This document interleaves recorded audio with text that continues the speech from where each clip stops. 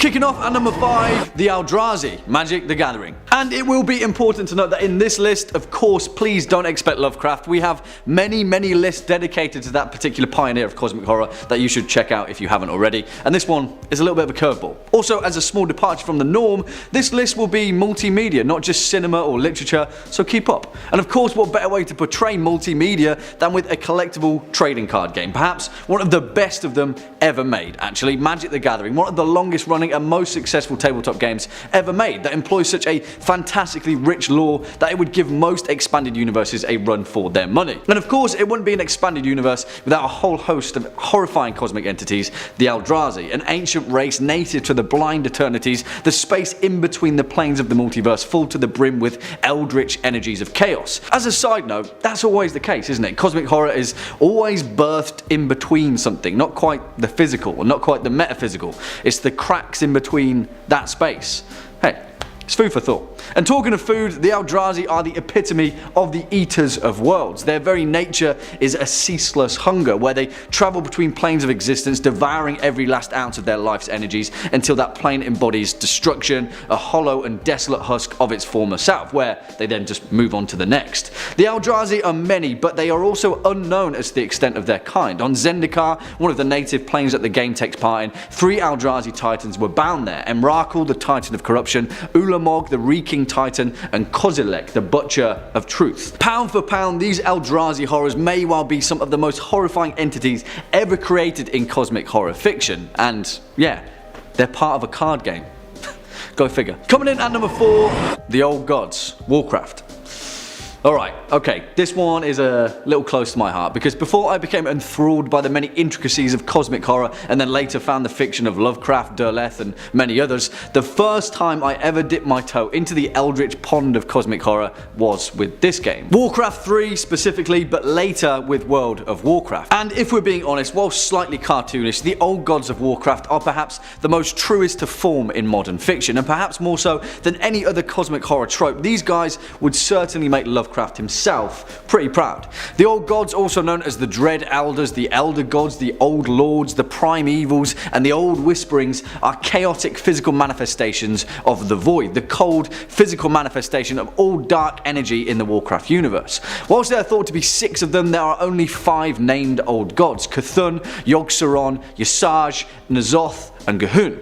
Each and every one of them are nightmares incarnate, entire mountains of blighted flesh and writhing tentacles that grow like cancerous tumours, spreading and twisting their form throughout the Great Dark. Their only purpose in existence is to transform the worlds that they infest into places of despair and death, burrowing deep beneath the earth, waiting for millennia at a time to enact their eldritch designs. The thing is, Warcraft as a fictional body took the themes of Lovecraft's old gods and instead turned them into a seed of corruption, almost a tool of the ultimate evil. The old gods in Warcraft serve only to consume, opposed to the many virtuous factions laid out throughout the game's universe with the forces of nature as well as the void's counterpart, the light. Now, whilst we could talk about the impossibly rich lore of the old gods for an entire video, the sheer beauty of these entities comes with how, for a game that has been out for nearly 2 decades, they continue to be so damn mysterious.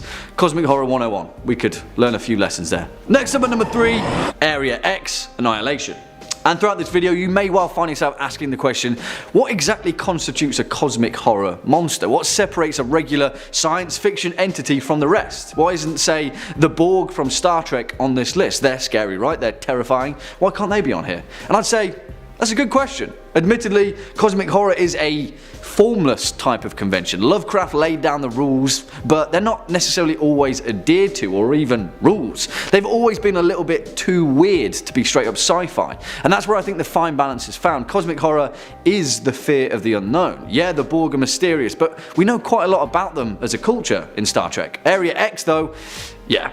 Your guess is as good as Jeff Vandermeer's, and if you read his 2014 weird nature novel Annihilation, you'll know that when we say Area X, we don't just mean a portion of land, we mean a living and sentient, maybe, organism. I think.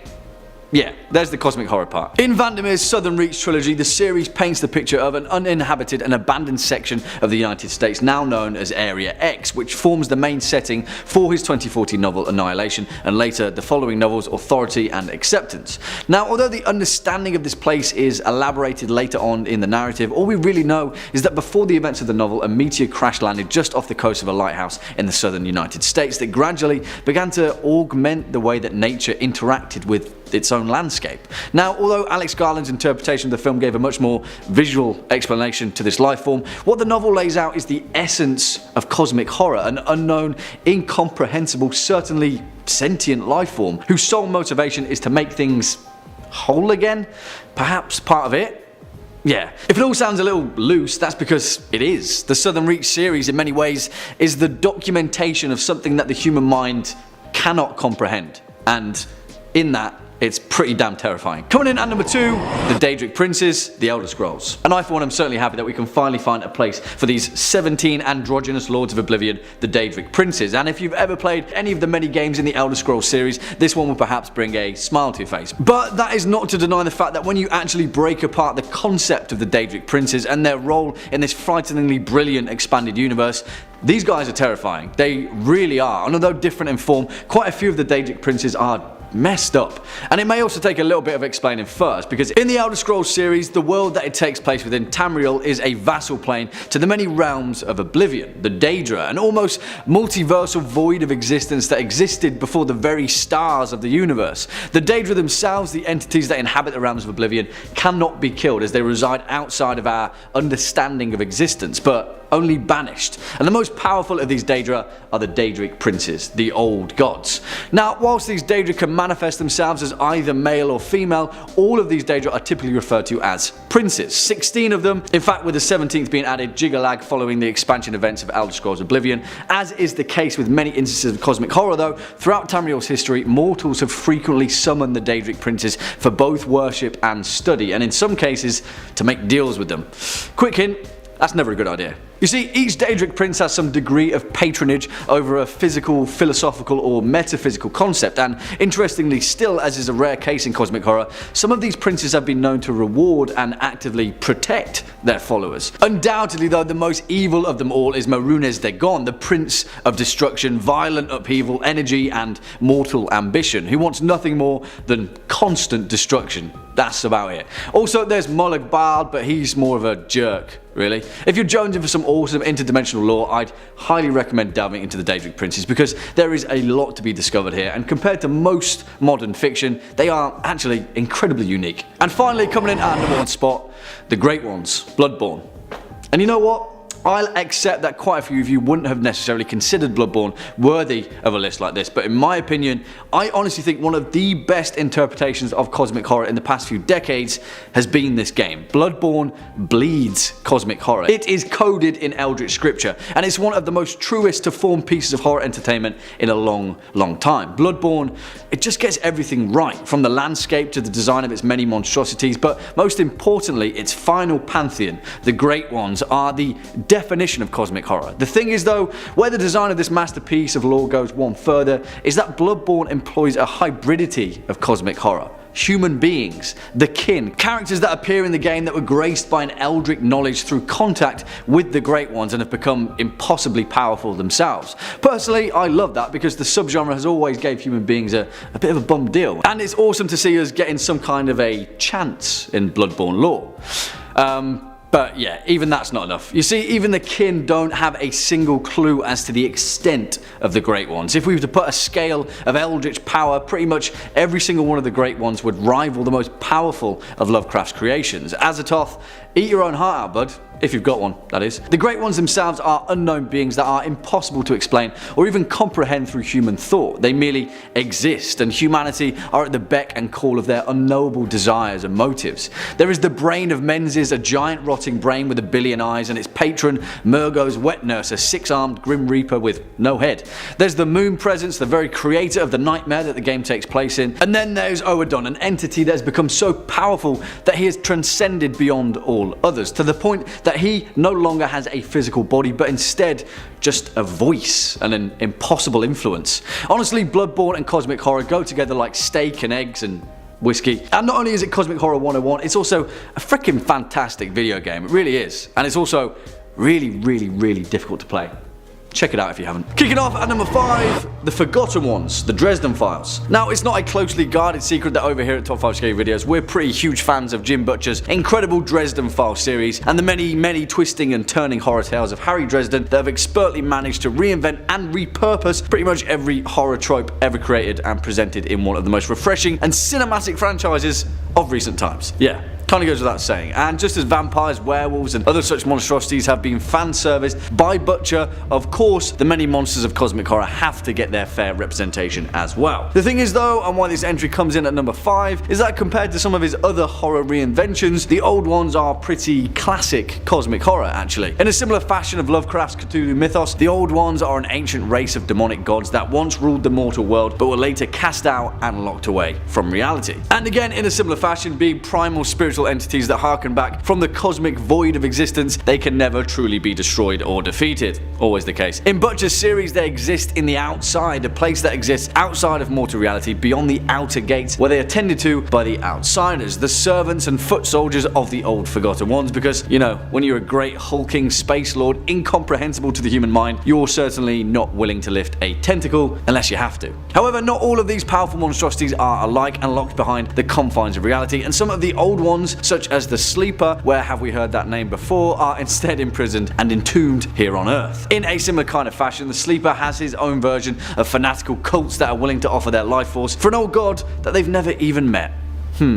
Again, always the case. The thing is though, in the actual content of the series, the outsiders are probably the more terrifying of the two, particularly he who walks behind and he who walks before. But hey, even they have to answer to someone. Swinging in at number 4, the Illithid, Dungeons and Dragons. Dungeons and Dragons. And truth be told guys, any opportunity that we have to feature some of the canonical horrors of Wizards of the Coast and perhaps the greatest tabletop role-playing game ever created, actually scratch that, it is the greatest tabletop role-playing game ever created, then we will. And I know that quite a few of you Top 5 Scary fans are also fans of D&D too, so yeah, there's that. Now, it's also probably pertinent to note that the reason that Stranger Things took the name of the Mind Flayer as their gigantic upside-down end boss owes itself to this particular race of psionic nasties. And if you think that many-limbed monstrosity was terrifying, think again, because these little weirdos will crawl in your ear and make you do things that you do not want to do. Double also, we should highlight the fact that, like the Dresden Files, D&D as a whole has had plenty of time to take pretty much every horror and fantasy concept going, and over its 5 editions, smelt it into a far more terrifying version of itself. The Mind Flayers, also more formally known as Illithids, which means mind rulers in Undercommon, are an evil, sadistic race of aberrations feared by all sentient creatures of the natural world and the rest of the multiverse that draw upon the psionic energies of their victims. The Mind Flayers seek to expand their dominion over all other creatures, controlling their minds in an effort to use them as hopeless slaves, in turn devouring their brains to feed on for sustenance. In the Underdark, which essentially is a network of terrifying caverns that even a Balrog would fear, the many dark and evil creatures that call that place home, the Deep Owls and Beholders included, have a great deal of respect for the Mind Flayers because their capacity for evil pales in comparison to them. You see, the Mind Flayer itself isn't exactly humanoid, but instead is a tadpole-like creature that is hatched from a clutch of Illithid eggs that during maturity is implanted into a humanoid victim. It then devours the humanoid's brain, taking its place before merging with their humanoid body and transforming into a brand new Illithid. Yeah, these guys are gross and they'll wipe your whole party if you're not careful.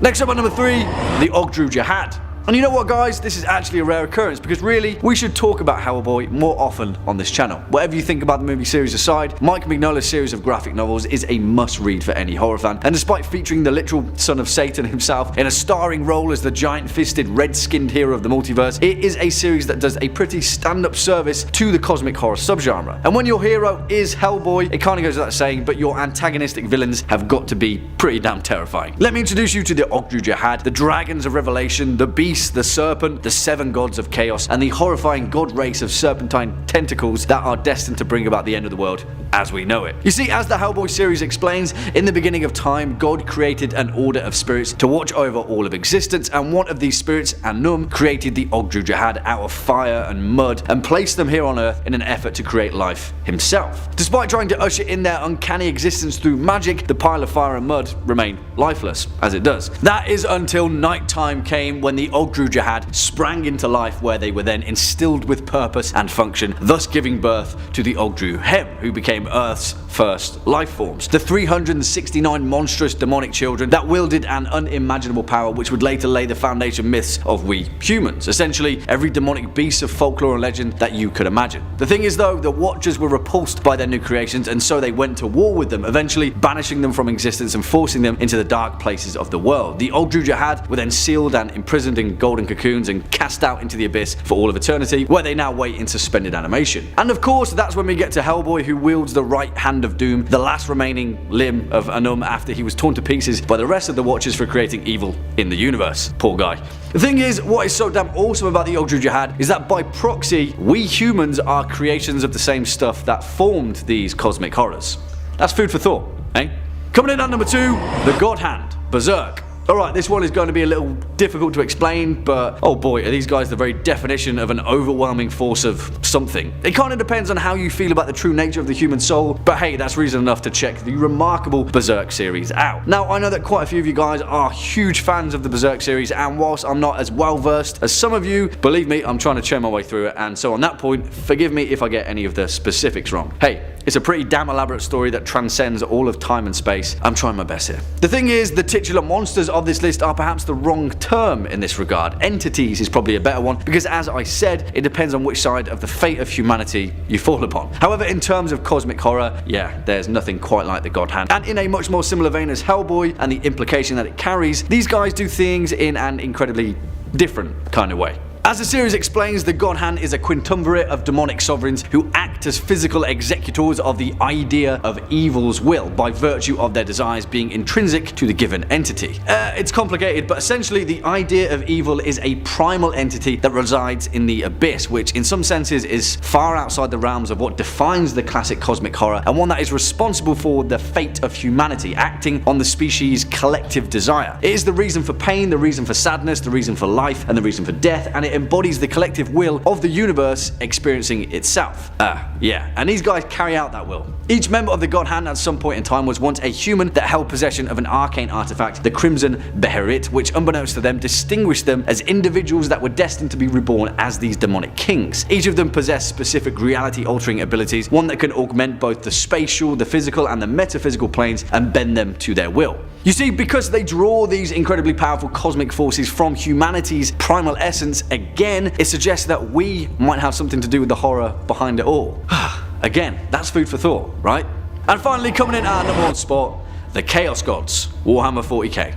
Okay, listen guys, public service announcement. In part 1 of this series, quite a few of you found umbrage with the fact that the Chaos Gods of Warhammer 40k didn't find their place on our list. Let me clear that up. Bloodborne took our number 1 spot, granted, because they are cosmic horror monsters incarnate, and when you have to pick between the two, they both deserve a number 1 spot, so much that putting them on the same list at another point just wouldn't do them justice. So yes, the Chaos Gods take number 1 here, and rightfully so, because as many of you will now know, the Chaos Gods are cosmic horror incarnate. Again, also known as the Dark Gods or the Ruinous Powers, they are the de facto and all-powerful entities who inhabit and control the psychic dimensions that underlies all the physical reality known as the Warp. They are created and sustained by the emotions and collective desires of every sentient being in the material universe, and when an emotional belief in real space grows strong enough, it then becomes embodied as one of the sentient denizens of the Warp. And thus, we have the 4. First amongst them, Khorne, the Lord of Battle, the Chaos God of blood, war, and murder, whose domain covers the most basic and brutal of sentient emotions and actions. Hate,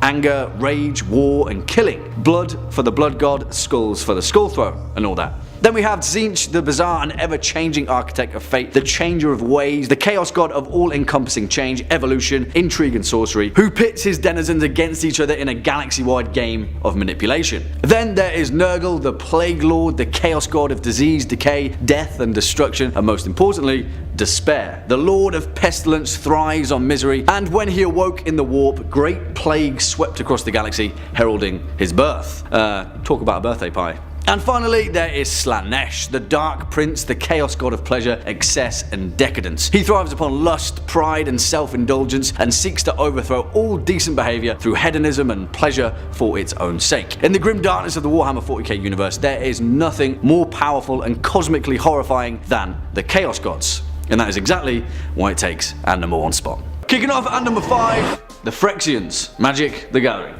Alright, in part 1 of this series we featured some pretty terrifying cosmic horror entities found within the remarkable lore of Magic the Gathering, and whilst I'm aware that a boatload of you are fans of that particularly awesome CCG and found great joy in us featuring the horrifying Eldrazi, there is one plane of unbridled pain and misery that still remains. Now, it is also important to note that the reason these particularly cosmic horror monstrosities only find themselves at our number 5 spot is because technically they're kind of a little bit too artificial for our cosmic horror liking. But still, aside from that, these creatures are hella messed up. The Phyrexians that hail from the plane of Phyrexia, an artificial plane of mechanical and biomechanical life, an entire ecosystem comprised entirely of metal, death and bioengineered tissue. The machine hell, an entire plane of misery created with the sole purpose of furthering its artificial horror.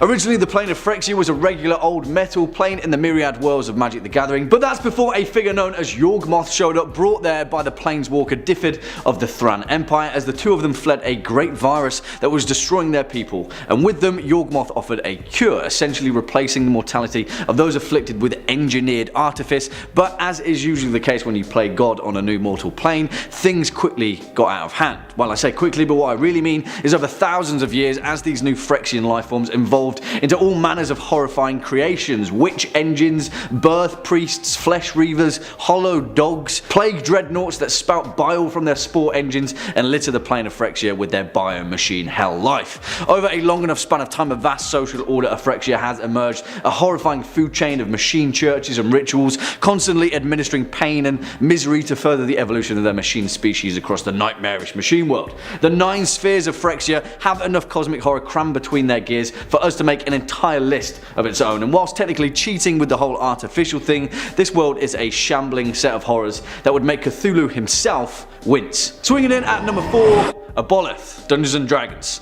Okay, if you have a fear of snakes and or eels and or cosmic horror serpents, you should probably look away now. Why did it have to be cosmic horror snake eels? You see, just as we also featured the Illithids of the Underdark on our previous list, the best tabletop RPG ever created of all time, Dungeons and Dragons, has much more up its sleeve when it comes to the inner workings of cosmic horror. And whatever you may have thought of the Illithid and their brain slug, ear crawling ways, the Aboleth race of the Far Realm certainly give them a run for their money. And if you ever thought a race of giant serpentine space fish with 1,000 teeth can ever forge their own society and culture for us to be cosmically baffled and horrified at, then think again.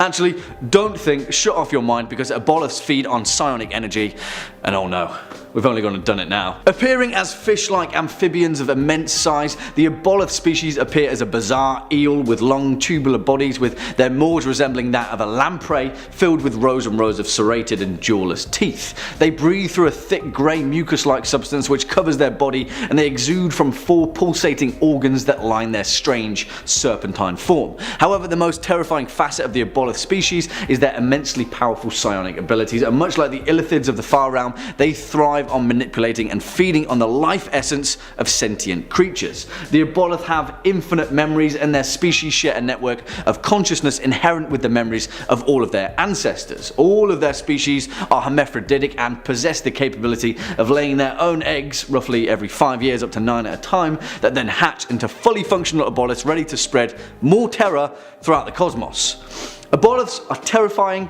and they're gross, and there's kind of no stopping them, actually. Next up at number 3, Sithis, the Elder Scrolls. Okay, again, much like with our other 2 entries, we've previously covered some pretty terrifying cosmic nasties of similar franchises, namely the Daedric princes, who are a whole other level of horror, but there is one particular entity of the Elder Scrolls that I would still like to talk about, although it kind of pains me to do so, considering the fact that the Sithis is the embodiment of emptiness, which is a paradox of a head scratcher, and also sums up just exactly how bleak and despairing this particular entity really is. In the rich and all-encompassing lore of the Elder Scrolls series, Sithis, also known as Akel, Sithisid, Saiji, and the Dread Father, is a deity representative of the complete and utter emptiness of the void. And just like any other all-evil deity worth their salt, In this series, he's worshipped primarily by the Dark Brotherhood, who, let's face it, should always be your choice in the game, as well as many other cults across Tamriel. The thing is though, what is utterly compelling about Sithis from a cosmic horror perspective is his interaction with the mortal realm, and he has tiptoed his way across the world like some spindly Nyarlathotep, spreading his influence in one way or the other, if you could call it that. You see, Sithis is neither an Aedra nor a Daedra in the cosmology of the Elder Scrolls. In fact, it is widely theorized that this creature was solely responsible for giving life to the Daedric princes that populate the realms of Oblivion. Sithis is most prominently considered to be the birth soul incarnate of Padome, the primordial cosmic force of change and chaos, and the force in complete antithesis to Anu, the primordial cosmic force of order. And as you may imagine, being the literal avatar of chaos has caused quite the calamity over the ages. You see, the worship of Sithis is rejected by most cultures in the Elder Scrolls series, but that didn't exactly stop him from spreading his will. If you know anything about the Elder Scrolls, you'll know that a figure known as the Night Mother is one particularly horrifying facet of that lore. Well, yeah, as you may imagine, the Night Mother was created after Sithis impregnated a poor unassuming Dunmer woman who then gave birth to 5 children. Sithis corrupted her mind into sacrificing these 5 children to him and the Void, and to cut a long story short, that's how we get the Dark Brotherhood. Just another day in the life of Sithis. Coming in at number 2, Yog, the Lord of Empty Abodes. Alright guys, I'm just going to preface this particular point with the fact that a few of you have recently found umbrage with the lack of Robert E. Howard on this channel. Guys, chill. Robert E. Howard is brilliant. Conan the Barbarian is my guy, but sometimes Howard's work is so rich and specific in sword and sorcery that it's hard to feature his many creations on any given list. It's nothing personal, but the cosmic horror beneath Howard's rich universe takes some hefty unearthing, and it often requires a particularly capable barbarian.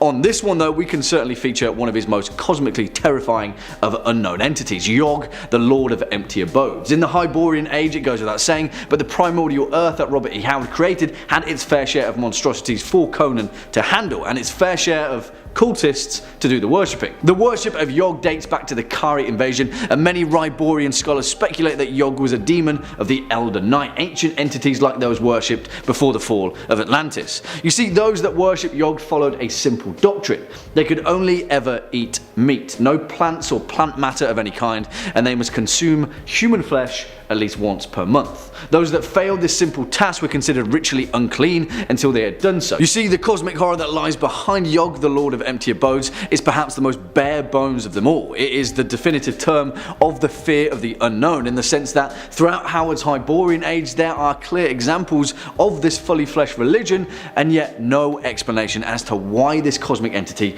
requires the consumption of human flesh. At each full moon, the worshippers of Yog would dig a pit, in which their priests would then pour volatile oils into it and set it alight. They believed that once per month they must eat the moon, and they would go to great lengths during this ritual to eat any outsiders in front of their cosmic pyre that had recently strayed into their cult, in some cases with over 40 people partaking in the Feast of the Flesh. Yogites are pretty devout, to say the least, and yet the parameters of their cosmic horror deity remains a complete and utter mystery. And finally, coming in at number 1 spot, the Deadlights.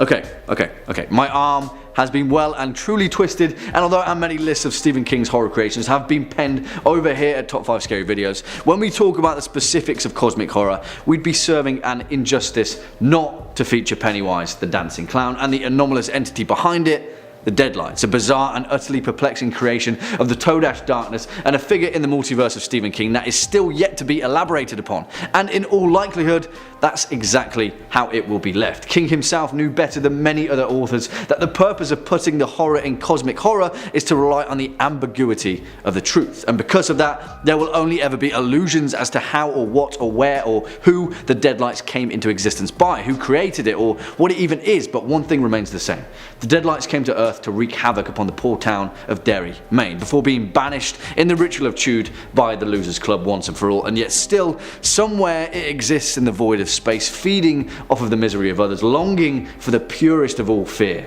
a child's fear. The unknown entity itself, through it, which takes the form of Pennywise the Dancing Clown, a giant horrifying spider, or any other eater of worlds that it so desires, is the embodiment of all things cosmic horror. We know nothing about the Deadlights as to whether it is a single species or a collective collection of species other than the fact that they were a set of writhing radiant orange lights exuding the primal form of all eldritch energy from the Todash darkness of the void, which is the place in between worlds. And that's about it, really, as so far as the knowledge behind the Deadlights that we possess. In the confines of the Dark Tower series, small fragments of the possible truth are offered. We know that the Crimson King himself wields the Deadlights as a type of magical force, but we never truly understand as to whether he wields the essence of it or just a version of it. And here's where the true horror beauty of Stephen King's cosmic horror lies. We, the reader, are left to fill in the gaps. We, the reader, are responsible for finding the true terror that lies in the space in between. It's our responsibility to stare into the abyss to see what stares back. Hopefully it's not a dancing clown with a gaping maw of razor-sharp teeth. That's never fun. Stay safe, everybody. Kicking off at number 5, The Beholders, Dungeons and Dragons. And yeah, it kinda goes without saying, but a giant floating eyeball is pretty indicative of the cosmic behind the horror. And if you came for giant floating eyeballs, then look no further than the Beholder, the sphere of many eyes, the eye tyrant, large orb-shaped beings with 10 tentacular eye stalks of great and powerful magic. In the Underdark of Dungeons and Dragons, there are perhaps no other horrifying creations such as powerful and intelligent and as much of a threat to the sentient races of the universe than the Beholder. Fear is in the eye. And for those of you that are fans of the greatest tabletop RPG ever created, which is pretty much all of you, I know, then you'll also know how utterly devastating this type of cosmic horror creature can be to an unprepared party. Both xenophobic and vicious creatures, Beholders are quick to strike and revel in attacking their enemies. Anyone unlike themselves are seen as fair game to be tormented and violently deconstructed by the anomalous powers of the Beholder. They are both violent and greedy, and yet their arrogance is unrivaled by any other creature of the Underdark, where each of their race believe themselves to be the pinnacle of bodily perfection, causing great rifts in their society and culture. You see, the mind of a Beholder is divided into two separate entities. Each of these think and act by their own accord, and yet neither half of this sentient creature's mind trusts the other. This unique mental design has caused the Beholder to be the pinnacle of paranoia, essentially a Gollum-Schmeagol relationship condensed neatly into a giant bulbous floating eyeball. And yeah, if you couldn't tell by now, that's a pretty horrifying combination. But that's not the worst. You see, the Beholder race worships Gensmid, the Great Mother, essentially a giant collection of gaseous orbs that would give Azazoth himself a run for his money. Yeah. And trust me, that one is anyone's guess. Swinging in at number 4, Brethren Moon's Dead Space. And yeah, talking of giant floating gaseous orbs, let's take a look at the horror condensed within these literal planets of sentient necrotic living tissue. Yeah, exactly. If you're looking for a paradox, these necromorph overlords don't give a damn about your feelings or emotions. You can kill the prophet, but you can't kill the god. We are coming, we are hungry, we are here. Brother moons or blood moons, whichever way you spin it, Brethren Moons are some of the most terrifying fictional entities ever found in a video game, and in many ways, akin to their theoretical allies in Bloodborne, the Brethren Moons are the literal embodiment of all things cosmic horror. Also, as a side note, if you're a fan of cosmic horror and you haven't yet played the Dead Space franchise, stop what you're doing right now and go and play one of the finest horror video games ever created. And thank me later. And also brace yourself because it's really, really scary. Although their origins are completely unknown in the terrifying universe of Dead Space, the Brethren Moons are a series of moon-sized living creatures found throughout the galaxy that have a particular habit of consuming all manners of organic life that they encounter on their terrifying paths. You see, as Isaac Clarke finds out following the events of the Dead Space series, Brethren Moon's sole purpose is to consume entire planets. By sending out their anomalous black markers, a living alien contagion that heralds the arrival of the necromorph chaos to come, Brethren Moons seemingly target random planets and, well, they consume them in their entirety. The most terrifying facet of this species of cosmic horror fiend, though, you know that monolith in 2001: A Space Odyssey? Well, yeah, if we add the Brethren Moon to that hypothetical equation, Kubrick's movie is a far different kettle of fish, and it doesn't really bear thinking about. It's terrifying. Next up at number 3, the Oberiths, Dungeons and Dragons. And whilst you may think it a little bit gregarious for us to feature 2 cosmic horror entities from Dungeons and Dragons on this list, believe me, this one is certainly worth its eldritch salt. In the vast and expansive canon of the greatest tabletop RPG ever created, an Oberith is perhaps one of the most all-consuming evil species ever penned. In many ways, it transcends many of the themes laid out in D&D, and although no longer part of the 5th edition of the franchise, when you peer back through the many layers of the Oberith's history, my word, there is a lot of unsettling truths to face. Older than even the Tanari themselves, the Oberiths are an ancient race of demons that serve only the ultimate evils of the Abyss. Entities of unfathomable evil that hail from a remote and forgotten universe, and who, after destroying and consuming everything in their own universe, sought refuge in the realms of others.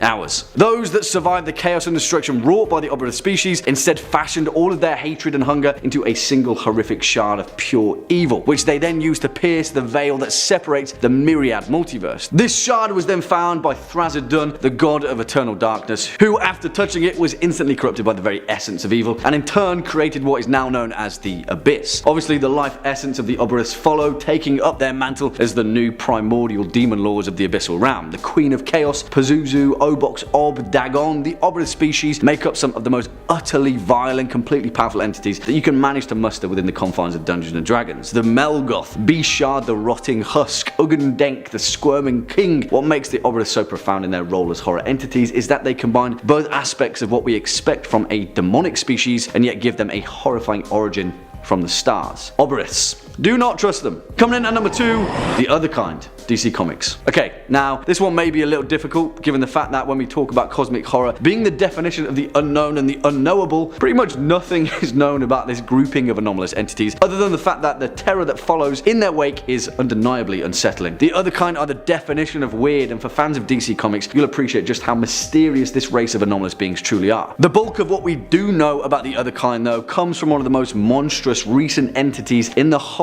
of comic bookdom, a creature otherwise known as the Upside Down Man. And what is pretty important to note, if you'd like to see this eldritch horror gradually creep its way into existence in real time, then you should probably stop what you're doing and read the latest run of Justice League Dark, because it is pretty damn terrifying. The Other Kind, heralded by the absolutely terrifying Upside Down Man, are anyone's guess, really. Where they come from, what they're after, and who or why they are crawling into the universe of Prime Earth, seemingly from the boughs of the Tree of Wonder. Over the past decade or so, DC has been taking a huge turn toward cosmic horror, and yeah, whilst Justice League Dark isn't exactly everyone's cup of tea, this new direction pointing toward The Other Kind is something else entirely. Headed by Wonder Woman alongside Detective Chimp, Man-Bat, Zatanna, and everyone's favourite tendril buddy, Swamp Thing, this may be one of the most hopeless narratives in comic book history. It's really dark. Even Hecate herself knows that the Other Kind cannot be stopped. The Soup, the Conjoined, the Rip. You see, the Other Kind have always been here. They are cosmic horror 101, I think.